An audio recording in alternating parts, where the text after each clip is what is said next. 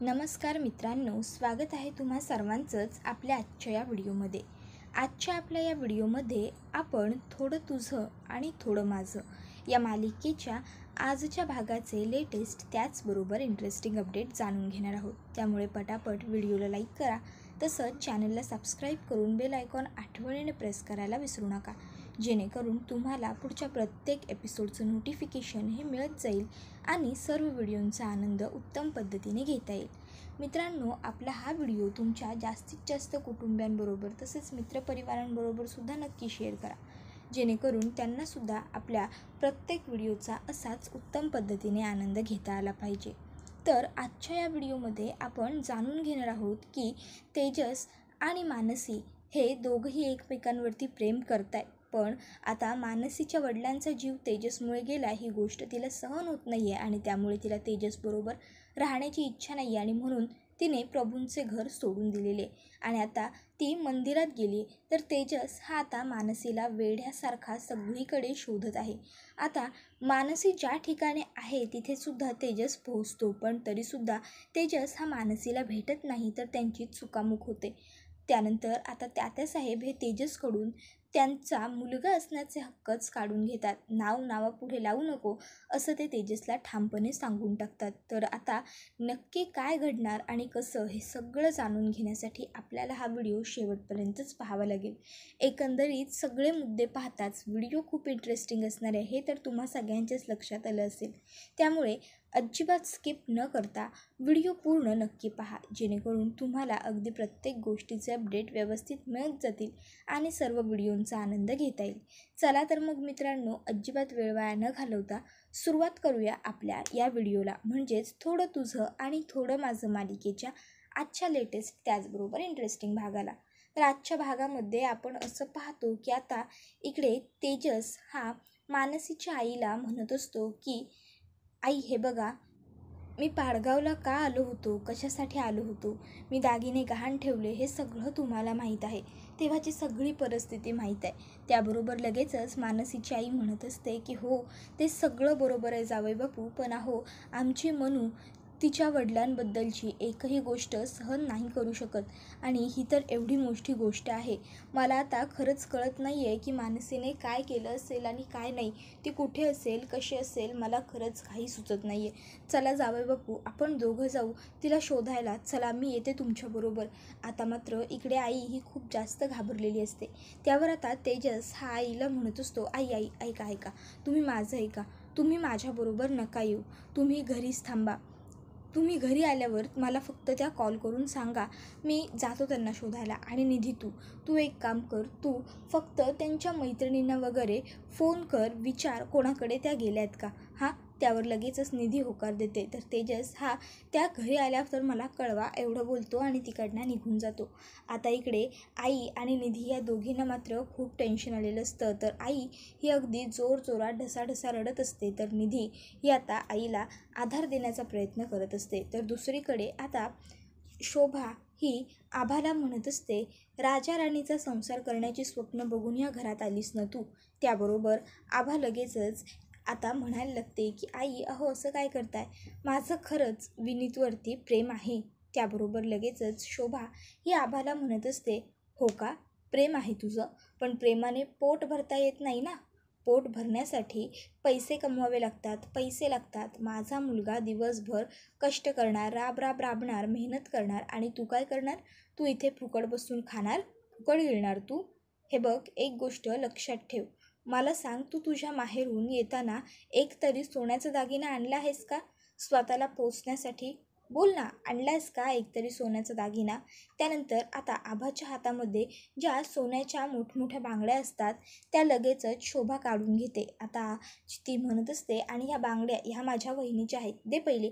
आणि मग लगेचच आता शोभा आभाच्या हातून त्या बांगड्या घेते.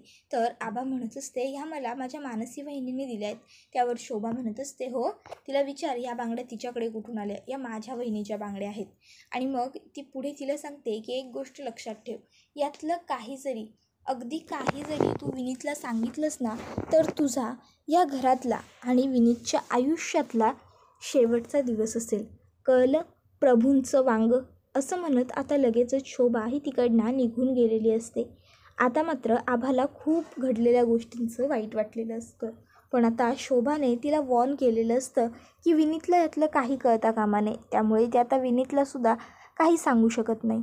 तर दुसरीकडे आता संपूर्ण प्रभू कुटुंबियांना एकच काळजी लागून राहिली आहे आणि ती म्हणजे मानसी आता पुन्हा प्रभूंच्या घरात येणार का नाही हीच. तर आता लगेचच सूरजदादा हा गीता वहिनीला विचारत असतो, मानसी सापडेल ना गं तेजसला, ती येईल ना घरी. त्यावर गीता वहिनी ही सूरजदादाला सांगत असते, खूप दुखावली गेली आहे ती, पण काही झालं तरी मानसी या घरात परत यायलाच हवी. या घराची घडी तिच्यामुळे बसली, त्यामुळे ती ह्या घरामध्ये परत यायला हवीच. तर दुसरीकडे तेजस हा आता मानसीला वेड्यासारखा शोधत असतो. तो रस्त्यात आलेल्या आल्या गेलेल्या प्रत्येक माणसाला मानसीबद्दल विचारत असतो. तर दुसरीकडे मानसी ही मात्र रस्त्याने एकटीच अंधारातून चाललेली असते आणि तिला तेजसचे शब्द आठवत असतात. माफ करा मला लकीचाम, माझ्याकडून चूक झाली, मी चुकलो, पण प्लीज मला असं सोडून जाऊ नका हो, माझं चुकलं. आणि आता गुडघ्यावर बसून तेजस मानसीची जी काही माफी मागत होता ती सगळी मानसीला जशीच्या तशी आठवायला लागलेली असते. तर दुसरीकडे आता गायत्री ही फळ्यावरती काहीतरी लिहिते आणि मग आता गायत्री आणि विनोद हे प्रभू कुटुंबियांना घरामध्ये बोलवतात. आता गायत्री म्हणत असते, दुःखी प्रभू सगळे घरात या. त्यावर सगळे प्रभू घरात येतात. मग लगेच गायत्री ही सूरजदादाला पुढे बोलवत म्हणते, ओ माजी पत्रकार, या पुढे या आणि हे फळ्यावर काय लिहिलं आहे ते वाचा. सूरज पुढे येतो आणि वाचायला लागतो, प्रभूंच्या दोन्ही त्याबरोबर लगेच गायत्री म्हणते, अरे एवढ्या हळू नाही, जोरात वाच. काय आहे ना, सगळ्यांना ऐकू गेलं पाहिजे, सगळ्या प्रभूंना. आता खरं तर गायत्री मुद्दामून असं जोरात बोलते जेणेकरून गीता वहिनीलासुद्धा सगळं ऐकू जायला हवं. मग लगेच सूरज म्हणतो, ठीक आहे, आणि जोरात वाचायला लागतो. प्रभूंच्या तिन्ही सुनांपैकी 2 सुना घर सोडून गेलेल्या आहेत. आता तरी तेजस करणार का कागदपत्रांवर सह्या? आता हा प्रश्न पडल्यावरती सगळ्यांना आश्चर्यच वाटतं की आता गायत्री हे असं कसं काय या प्रसंगातही बोलू शकते. त्याबरोबर लगेचच पुढे गायत्री म्हणत असते, मी तुम्हाला म्हटलं होतं की ही मानसी या घरची सून म्हणून टिकूच शकणार नाही, पण तुम्हीच उगाच जास्त विचार करत होतात. मी तर ती या घरात आलेल्या पहिल्या दिवसापासून हे बोलत होते. त्याबरोबर लगेचच आई ही गायत्रीला म्हणायला लागते, सुनबाई, त्या बिचाऱ्या मानसीने या घरची सून होण्यासाठी प्रत्येक गोष्ट केली. तिने स्वतःला सिद्ध करण्यासाठी अष्टांग व्रत वगैरे सुद्धा केलं. त्याबरोबर लगेच आता इकडे गायत्री म्हणायला लागते, पण काय चुकीचं बोलते मी, तिने केलं व्रत, तिने केली स्वतःला सिद्ध, पण तुमच्या लेकाचं काय, धाकटे चिरंजीव तुमचे, या घराचे तेज घालवणारे तेजस प्रभू, यांचं काय सांगा. अहो, ज्याच्यावर आपण घरातले विश्वास ठेवत नाही त्याच्यावर त्या बिचाऱ्या मानसीने विश्वास ठेवला, पण शेवटी त्याने तिचाही विश्वासघात केलाच ना. त्याबरोबर लगेच आता आई म्हणत असते, सुनबाई. त्यावर पुन्हा गायत्री म्हणायला लागते की मी काहीही चुकीचं बोलत नाही आहे, मी जे बोलते ते बरोबरच आहे. तेजस तिचा नवरा म्हणून घेण्याच्या लायक आहे का? नाही आहे का? सांगा ना, तुम्हाला काय वाटतं? अहो, बिचाऱ्या मुलीने त्या एवढा विश्वास ठेवला तरी तेजस कसा वागला तिच्याबरोबर. आता मानसीने जो हा निर्णय घेतला ना, तो मला अगदी योग्य वाटला. माझी तर इच्छा आहे की तिने पुन्हा कधीच या घरामध्ये येऊच नाही तेजसबरोबर. खरंच शेवटी किती विश्वासघात झाला त्या बिचारीचा. असो, पण आता सगळ्यात महत्त्वाची आणि मोठी गोष्ट म्हणजे ही की सून म्हणून तुमच्या नशिबात शेवटी मीच राहिले. आता काय ती मानसी पुन्हा येणार नाही आहे हे घर सांभाळायला. आता हे घर माझ्या हातात आलं, पुन्हा सगळी सत्ता माझ्या हातात आली, आता सगळं माझ्या कंट्रोलमध्ये, असं गायत्रीचं मत असतं. पण मित्रांनो, तुम्हाला काय वाटतं, मानसी फार काळ प्रभू कुटुंबियांपासून घरापासून लांब राहू शकेल का, की पुन्हा ती घरी परत येईल? तर आता गायत्री म्हणत असते, विनोद, मला सगळं पूर्वीसारखं हवं आहे. मग विनोद लगेचच आता आईना म्हणत असतो, दीदींच्या सासूबाई, जरा दीदींसाठी 1 कप चहा बनवा, त्या खूप दमल्यात, आणि हो, मलाही थोडा चहा चालेल. त्याबरोबर पुढे तो तात्यांना म्हणत असतो, आणि तात्यासाहेब, तुम्ही खूप पसारा झाला आहे की नाही, इथे आवरलं पाहिजे, आवरून घ्या. तर पुढे गायत्री ही म्हणत असते की मानसी नावाचा एक अध्याय या घरातला कायमचा बंद झाला. आता तुमच्या नशिबात फक्त आणि फक्त सून म्हणून मी आणि मीच आहे. तुम्हाला माझ्याशिवाय काही पर्यायच नाही आहे असं गायत्रीचं मत असतं. तर दुसरीकडे आता मानसी ही देवळात आलेली असते आणि आता देवाच्या समोर उभं राहून मानसी हात जोडते. ती आज पूर्णपणे हतबल होऊन इथे आलेली असते. ती म्हणत असते की देवा, का माझी एवढी परीक्षा बघतोयस तू? अरे, मी याच मंदिरात उभं राहून माझ्या बाबांना वचन दिलं होतं की तेजस प्रभूबरोबर मी आयुष्यभर असेन. तू माझं त्यांच्याबरोबर लग्न लावून दिलंस, मला त्यांच्या प्रेमातही पाडलंस आणि आता हे सगळं माझ्या आयुष्यात का घडवलंस? का मला हे सत्य मग कळू दिलंस? आता माझ्याजवळ माझ्या हातात काहीच नाही आहे. ना माझं प्रेम, ना माझी नाती, ना माझी माणसं, काहीच नाही. का एवढं हतबल केलंस मला? का वागलास माझ्याशी असंच ती म्हणत असते. त्यानंतर मानसीला तेजसची सतत आठवण येत असते. ती म्हणत असते की का वागतोयस असं? पुन्हा तू मला त्यांची आठवण पाडून देतोयस. तुला काय पुन्हा मला त्यांच्या मोहात पाडायचं आहे का? बोल तरी, तुला भविष्य दिसतं असं म्हणतात ना.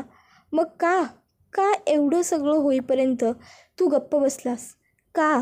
आणि आता मात्र मानसी ही देवाला प्रश्न विचारत असते, कारण ती खूप जास्त उदास, नाराज आणि हतबल झालेली असते. तर दुसरीकडे आपला तेजस हा मानसीला अगदी वेड्यासारखा शोधत असतो. रात्र झालेली असते. रस्त्याने येणाऱ्या जाणाऱ्या प्रत्येकाला तेजस मानसीला कुठे पाहिलं आहे का असं फोटो दाखवून विचारत असतो. तर आता मात्र इकडे बराच वेळ होऊन गेलेला असतो तरी मानसी सापडलेली नसते. तेजसला खूप जास्त या गोष्टीचं टेन्शन आलेलं असतं. इतक्यात त्या ठिकाणी सुयोग आलेला असतो. आता सुयोग लगेचच तेजसला विचारायला लागतो, तेजा, काय रे, सापडल्या का वहिनी? त्यावर लगेच तेजस म्हणत असतो, नाही ना, मला आता खरंच काही कळत नाही आहे, मला खरंच खूप भीती वाटते. त्यावर सुयोग म्हणत असतो, घाबरू नको काळजी करूस. तेजस म्हणत असतो, अरे काय बोलतोयस तू? कधीपासून सापडत नाही आहेत त्यांनी जर जीवाचं काही? त्यावर लगेच सुयोग म्हणतो, अरे नाही रे, असं काही नाही होणार. तू उगाच जास्त काळजी करू नकोस. मी आलो आहे ना, आपण दोघं मिळून आता वहिनींना शोधून काढू. आपण असं करू, तू एक काम कर, तू मंदिराच्या बाजूने शोधायला जा, मी इकडच्या बाजूने जातो. तुला सापडल्या तर तू मला कॉल कर, मला सापडल्या की मी तुला कॉल करतो, कळलं? त्याबरोबर लगेच आता सुयोगचं मत हे तेजसला पटलेलं असतं. एकूण शोधल्याने कदाचित मानसी लवकर सापडेल. मग लगेच तेजस म्हणतो की बरं ठीक आहे. आणि मग आता सुयोगने आणि त्याने ठरवल्याप्रमाणे तेजस हा मानसीला शोधायला मंदिराकडे आलेला असतो. आता मंदिराकडे आल्याच्या नंतर तेजस हा मानसीला पहिलं मागच्या बाजूला बघत असतो आणि मानसी ही मंदिराच्या गाभाऱ्यात उभी असते. इतक्यात एक जोडपं येतं आणि मानसीच्या बरोबर मागे पाया पडायला उभं राहतं. आता तेजस तोपर्यंत तिकडे पाहतो, पण तिकडे त्याला मानसी नाही तर फक्त आणि फक्त ते 2 लोक उभे असलेले दिसतात. तेजस विचार करतो, याचा अर्थ लकी चॅम्प इथेही नाही आहेत. पण तेजस पुन्हा एकदा पुढे बघतो आणि पुढे शोधायला लागतो. त्याला आता मानसी कुठेच दिसत नसते. तर आता इकडे मानसीच्या फोनवरती विनीतने फोन केलेला असतो. मानसी म्हणत असते की आता हा विनीत मला सारखे कॉल का करतोय? तिकडे आम्हाला तर माझ्या मदतीची गरज नसेल ना, सगळं ठीक असेल ना? आणि मग लगेचच आता मानसी ही तिथून बाहेर पडते आणि फोन करते. आता ती विनीतला, हा विनीत बोल, आभा ठीक आहे ना आमची, सगळं व्यवस्थित आहे ना असं विचारायला लागते. विनीत सांगत असतो, हो, सगळं अगदी व्यवस्थित आहे. खरं तर तुला थँक्स म्हणायला कॉल केला, पण तुला थँक्स कुठून म्हणू आणि कसं म्हणू तेच मला कळत नाही आहे. तुझ्यामुळे आज मी एवढं मोठं पाऊल उचलू शकलो मानसी. तुझ्यामुळे मला आबाच्या खऱ्या प्रेमाची जाणीव झाली. खरंच थँक्यू सो मच. त्यावर मानसी ही विनीतला सांगत असते, विनीत, एक गोष्ट कायम लक्षात ठेव, नात्यात विश्वास ही सगळ्यात मोठी आणि महत्त्वाची गोष्ट आहे. त्यामुळे आमच्या आभाने तुझ्यावरती जो काही विश्वास ठेवला आहे, तिच्या विश्वासाला कधीही तडा जाऊ देऊ नकोस. तर विनीत हा आता मानसीला म्हणत असतो, मानसी, खरंच थँक्यू सो मच. तू आणि तेजस होतात म्हणून. तेजसचं नाव ऐकून मानसी लगेचच फोन कट करून टाकते. विनीतला प्रश्न पडतो की मानसीने फोन असा अचानक का कट केला? तर दुसरीकडे आता तेजस हा मंदिरात आलेला असतो आणि आता तो हात जोडून प्रार्थना करत असतो. का परीक्षा बघतोयस तू एवढी माझी? नक्की परीक्षा आहे तरी कोणाची, माझी का लकी चॅम्पची? आधी मला सगळं सत्य माहीत होतं, म्हणून मी त्यांना माझ्या आयुष्यातून दूर लोटण्याचा प्रयत्न करत होतो. त्यावेळेस तू त्यांची साथ दिलीस, त्यांना माझ्या प्रेमात पाडलंस, मलाही त्यांच्या प्रेमात पाडलंस. आणि आत्ता जेव्हा मी आमचं नातं मान्य केलं, सगळं स्वीकारलं आणि आयुष्यात पुढे जायचा विचार करतोय, तर आता तू हे सगळं करून ठेवलंस. का वागतोयस तू असा? काय गुन्हा आहे आमचा? असं आता सगळं तेजस हा बाप्पासमोर बोलत असतो. त्याचबरोबर तो पुढे बोलत असतो की जोपर्यंत लकीचाम मला सापडत नाही तोवर रोज मी इथे येऊन बसणार. त्याबरोबर आता हा व्हिडिओ हा पुढे आता पाहतो की आपण तेजस हा घरी गेलेला असतो. तर घरी गेल्याबरोबर इकडे तात्या आहे. तिने सांजेच्या वेळेस लक्ष्मी घरातून घर सोडून गेली असं म्हणून काहीतरी करून घेत असतात स्वतःला शिक्षा. मग तेजस जाऊन तात्यांचे हात पकडतो आणि तात्यांना म्हणत असतो, चूक माझी आहे ना, मग शिक्षा तुम्ही स्वतःला करून का घेताय? मला द्या तुम्ही शिक्षा, हवी ती शिक्षा द्या. त्यावर तात्या तेजसचा हात स्वतःच्या हातापासून लांब करत म्हणतात की एक मिनटं, माझ्या हाताला हातसुद्धा लावायचा नाही. मुलगा म्हणून हे सगळे हक्क, सगळे अधिकार तू गमावले आहेस. आता माझं नावही तू स्वतःच्या नावापुढे लावायचं नाही. आता हे ऐकून तेजसला त्याचबरोबर घरातल्या सगळ्यांनाच खूप मोठा धक्का बसतो, वाईट वाटतं. तर हे सगळं ऐकून गायत्रीला मात्र खूप आनंद होतो. तर मानसी रस्त्याने चालत असताना एक माणूस पटकन येतो आणि तिला चाकू दाखवतो. त्याबरोबर आता मात्र मानसी प्रचंड घाबरलेली असते आणि हा व्हिडिओ इथेच संपतो. मित्रांनो, तुम्हाला काय वाटतं? ही एखादी तेजसची छान चाल असेल का मानसीला घरी परत नेण्यासाठी? ते आम्हाला कमेंट करून नक्कीच सांगा. त्याचबरोबर व्हिडिओला लाईक करा, तसंच चॅनलला सबस्क्राईब करून बेल आयकॉनही प्रेस करायला विसरू नका, जेणेकरून तुम्हाला पुढच्या प्रत्येक व्हिडिओचं नोटिफिकेशन हे पटापट वेळच्या वेळी मिळत जाईल. पुढचा व्हिडिओ येईपर्यंत टाटा, बाय बाय, धन्यवाद.